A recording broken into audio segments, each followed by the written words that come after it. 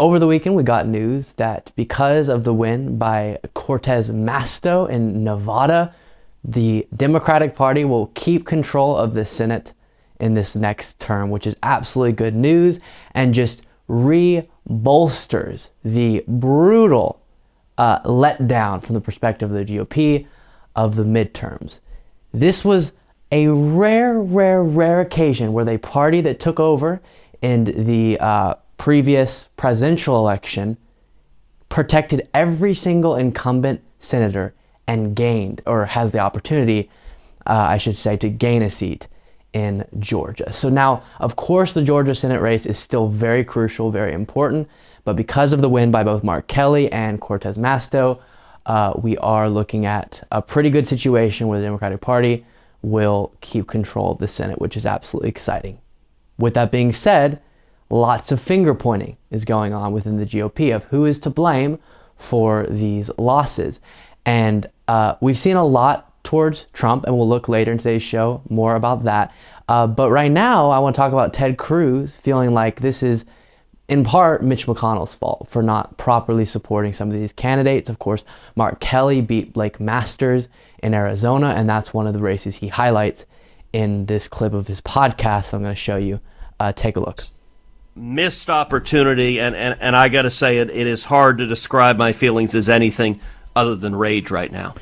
If Republicans don't give, we're going to lose this thing because we just get out. The money is outraised. And you already talked about that. Just I call it corruption in the Republican Party. I mean, do we have any indication that Mitch McConnell is going to open up his purse strings and give some real money to Herschel Walker? Oh, look, I'm sure he will raise money and invest in the race. But if you look at this last cycle, Mitch McConnell pulled the money out of Arizona. We could have won Arizona. We nearly won Arizona. And abandoning Blake Masters was indefensible. Why did that happen? I got to ask you, because everybody is going to say the same thing I am right now. Explain to me, Senator, why in a race where the polling showed that we had a legitimate chance of winning there, why did he pull out that money from Masters, who desperately needed it? Because Masters said he would vote against Mitch McConnell. And so Mitch would rather be leader than have a Republican majority. If there's a Republican who can win who's not going to support Mitch, the truth of the matter is he'd rather the Democrat win. So he pulled all the money out of Arizona.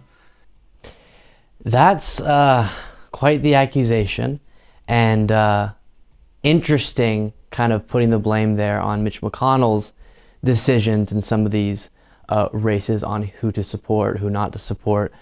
But it was funny, if y'all remember going into the midterms, Mitch McConnell got asked about the likelihood of different candidates winning, and he said a while before the election, you know, we do have an issue in our Senate races on the GOP side with candidate quality, which is not something you want to hear if you're a part of the Republican Party. You know, probably the leader of your party in the Senate saying we have an issue with the quality of our candidates in this upcoming midterm.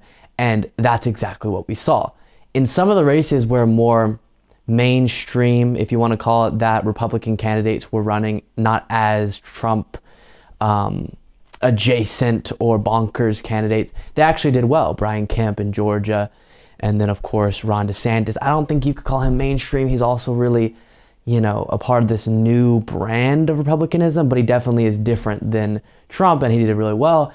And so I think what Mitch McConnell saw is, as long as we have these pretty low quality candidates running in our party, they're not going to do well, so I'm not going to waste too much of my time on those races, which is a pretty yikes decision to make if you are, again, the Senate leader of the party in a midterm situation. But it's fascinating to see the confusion and hectic nature of the GOP kind of analysis right now, because there's so many factors that go into elections, and everyone has a different reason to want to point all the blame at one of the factors. And so for some of the more quote-unquote moderate Republicans, they would rather say it's all because of Trump. For more Trumpy people, maybe they'll admit that abortion rights played a role in it, or the not proper funding of certain candidates in the eyes of Ted Cruz played a role in it.